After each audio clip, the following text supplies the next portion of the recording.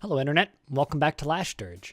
This is an episode of Dwarf Fortress, and this is a highlighted live stream taken from my Twitch channel, which can be found at twitch.tv/blindIRL. The idea of this series is to cut down my long 6 to 8 hour VODs into a much more watchable format. In this episode, lots of fun things happened, and we're gonna get right into it. So right off at the start here, we had a couple of injuries from a work accident. Nothing too major, just a dwarf fell a Z level. We had some broken bones, so we figured we would just get a hospital set up real quick, which is what we were doing. We also have our farming area that's mostly set up. We're working on some stuff above ground to kind of defend and actually have some sort of defenses. Some traders showed up, and things are just kind of going along their way. We have a farming pasture set up on the upper level. We're working on our entrance tunnel, getting to know some dwarves, and then we get maybe the most useless artifact I've ever seen. It's in fact made by a child, and we're gonna get to that in a second. Cheers, man. All right, well let's take a peek at that ring, regardless. That the child made. I'm not even gonna try. It's like Ningabul Automat. I don't have any idea. This is a willow ring. All crafts dwarfship is of the highest quality. It is encrusted with pear and cut purple spennels, and decorated with willow encircled with menace and encircled with bands of honey badger leather. So it's decorated with willow and encircled with bands of honey badger leather. And a square, brilliant cut purple spindles. This object menaces with spikes of purple spindle. On the item is an image of Bomrek, trade years, the dwarf, and dwarves in willow. Bomrek and the Bomrek trade years is surrounded by the dwarves. The artwork relates to the ascension of dwarf Bomrek trade years, the position of king of the humorous seals in 115. So it's like a ring. It's a spiky ring. Spiky ring with the image of a king on it. And brilliant gems. That's like kind of a neat thing. Kind of useless, but neat. And then just like that, it's back to the normal day by day. You might remember in the last episode, I did briefly mention... There's some ghosts flying around, by the way. I did briefly mention that we had a blind cave ogre randomly wander in to the fortress. It wasn't particularly aggressive, so we walled it off. Well, now we're going to try and capture it. Little did I know that we forgot to load the cage traps. First exciting thing today. Although exciting is relative. Let's zoom in a little bit. He's mining through the wall. There's no reason for dwarves to go running in there, so hopefully they don't. Okay, he's pieced. Let's, how do I lock doors? I think it's T? Forbid. No. Alright. Okay, it's moving. Is it destroying the door? My assumption is he's destroying the door. But we've got the wall up now. Fortunately, chat noticed quite quickly that the traps weren't loaded, so we figured we would reconstruct something better. However, very quickly we realized there was a bigger problem in our midst. Traps on the upper level? Wait, you saw a vampire? I didn't see a vampire. Oh wait, never mind. We didn't see a vampire. There's literally a vampire. I started at the top and was reading down. Oh, great. Well, we have a vampire. Ladies and gentlemen, we have a vampire. After checking for witnesses, there really isn't much that we could do, and since there was none, all that we could really do was just wait. And while we're waiting for those traps to get set up, I thought it would be a good idea to get some offices constructed. Mayor office.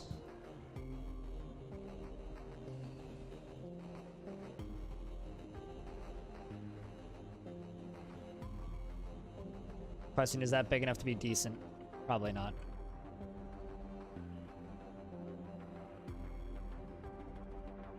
It's maybe big enough to be decent. Also worth mentioning, at this point of playtime, I had literally no idea how the justice system in Dwarf Fortress works. I still have very little idea how the justice system in Dwarf Fortress works, so at least we'll get better towards the end. However, luckily enough, those traps seem to be done. Or it should knock down the door.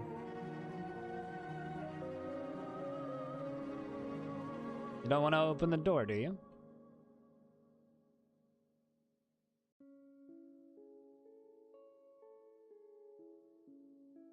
Yeah, it is a very behaved. I mean, this ogre stood in the middle of all of my dwarves and did nothing. Like, this ogre has not hurt a dwarf yet. And we haven't gone into combat at all with it. A bunch of humans did, and it obliterated them. But they attacked it. We didn't attack it. Oddly enough, the ogre seemed completely uninterested in knocking down the door. So much, in fact, I get distracted by some migrants and some other things that were happening around the edges. So, then the thing I expected least happened when I unlocked the door. No, he's not blocking anything. We have a way around it.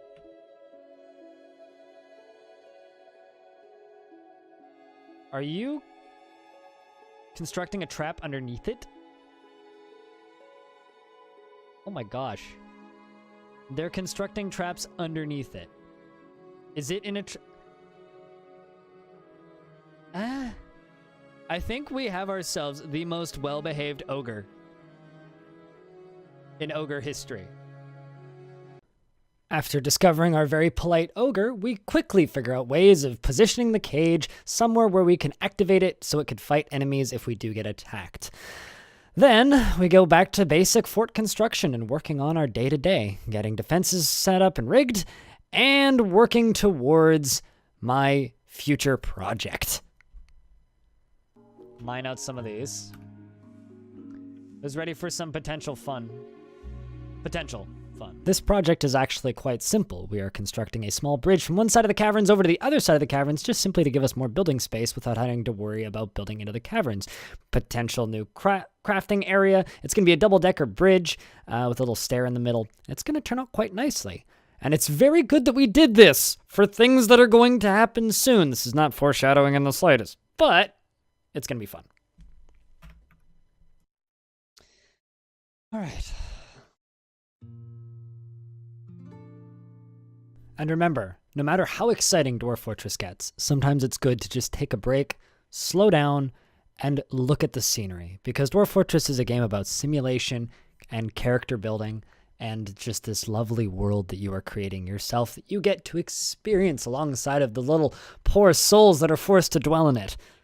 So in this case, we're going to take the time to slow down and look at some artwork. As a pond, depicted as a pond grabber?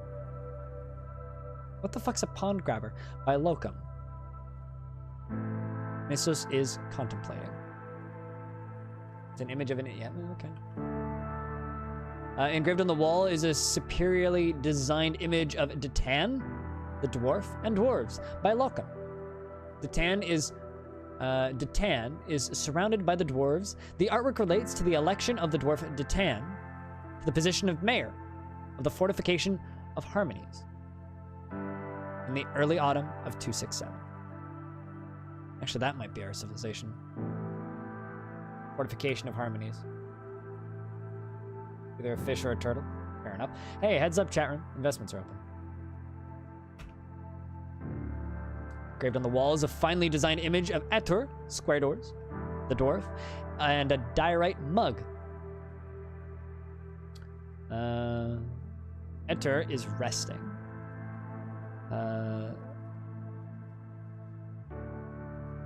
The diorite mug relates to the masterful diorite mug created by the dwarf Etur for the fortification of Harmonies at Lashdurge in the midwinter of 267. So, dwarf making a fancy mug. Yeah, that's pretty much it. And just like that, we settle back into the day-to-day. We begin mining out the metals that we need to build weapons, set up the basic-ass military, and continue on down the road that we need to get this fortress successful. However, not all was good in the future, as we are currently at war with goblins and elves. Things took a turn for the worst, and they only get worse. Curse all friends of nature. Are we getting attacked by goblins then? Well, okay. 1, 2, 3, 4, 5. Well, there's an elf recruit and some goblin spearmen. All right. I'm going to add a burrow. I haven't actually seen this before, but Jesus Christ, they're moving quickly. Hope that those stonefall traps can do something of good. Well, looks like they're just like horribly murdering my dwarf out front there. I've never actually had an ambush before. That's fun. The weaver has created a pigtail toga. Claims it as an heirloom in the name of the family ancestor, Rag Lettercloisters. Release Shrek? I have no way to. Haven't attached it to a lever yet. No, I'm just gonna lock the door. That's unfortunate. Seems like something... Oh.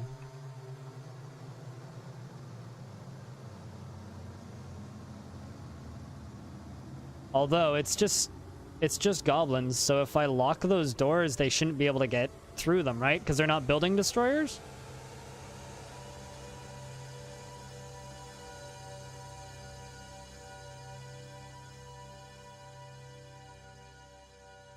There's at least one dead goblin.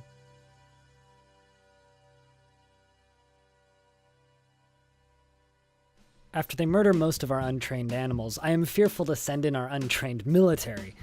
However, then some merchants arrive. Are they just leaving then?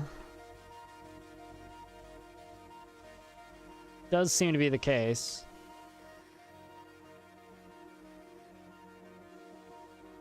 There's a few dead goblins around. And it certainly seems like my suspicions were correct, that the traders scared off the goblins, or at least murdered a few of them, and then the rest of them just kind of got bored and left. There wasn't that many of them after all, and so after that we just swiftly go back to construction. But then the real fear shows up, the thing that we've been dreading this whole time. Hey chat room, anybody remember, or, uh-oh. Well, that's this fort dead. Maybe not dead. The Tundra Titan Amila Apasipev has come. A towering one-eyed Kaku. It has a pair of squat antennae, and it moves deliberately. Its aqua feathers are long and narrow.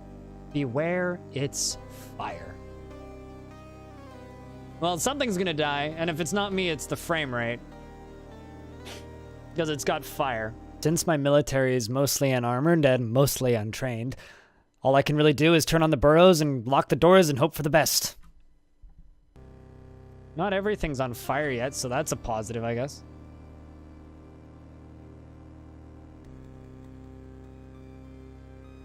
So it's a dragon, is what you're saying, Crone? Who's to say dragons didn't have feathers? Oh, hey, look, a bleeding goblin. Well, it's shooting fire now.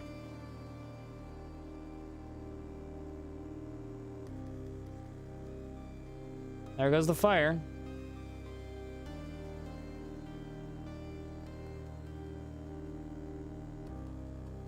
Oh no, there's a dwarf out here. This probably isn't one of mine. It's a bard. Oh no, it's a poet. Let's see where the dwarf goes. Run, buddy! Oh, they're just peacing out. They're just like, fuck this noise, we're out.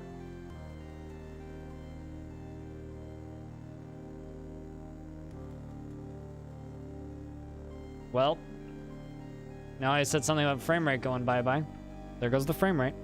So unfortunately, from this point forward, we just kind of trapped ourselves in the basement and hid from the thing. We had to dust up a few slabs to memorialize a few dwarves that got obliterated. However, we did discover it was somehow wounded. No idea how. We set it up so that visitors would gather outside and get burned, and maybe one of them would attack it. And then after that, it was just the waiting game. There will be an episode of the next part from the next stream that we did of this particular fortress, Lashdurge. If you like the sound of my voice, you can find my podcast, which is Audio Tapes and Visual Drugs. You can find that on a podcast platform of your choice. If you want to see these streams, you can find them on twitch.tv/blindIRL, BLINDIRL. If you like the sound of my voice, hopefully we see you in the next one. Thank you very much for watching.